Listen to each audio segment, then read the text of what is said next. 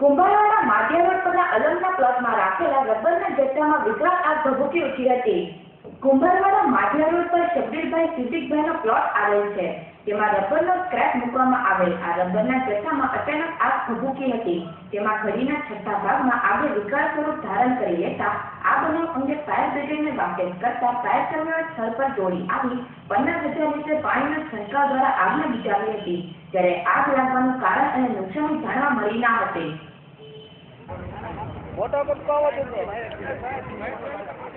ભાઈ તને ફોટ આપે ને કુંભારવાડામાં આગ લાગી છે, અલંગમાં આગ લાગી છે. કુંભારવાડા માટિયા રોડ છે કે નહીં? એ માલિક ક્યાં છે? તમે નથી લોકો એસે મૂકી જાઓ. તમે આમ ફરી જાઓ. પકડી રાખો.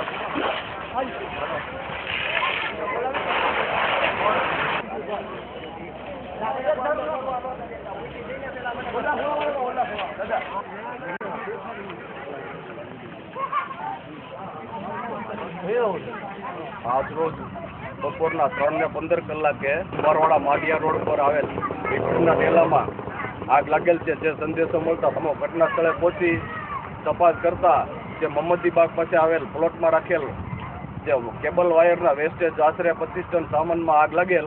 જેમાં આશરે 1 ગાડી પાણી છાંટીને આગ કંટ્રોલમાં કરી લીધેલ છે. જેમાં આગનું કારણ કે નુકસાની જાણવા મળેલ નથી. અને ડેલાના માલિક છે શબ્બીરભાઈ શકીલભાઈ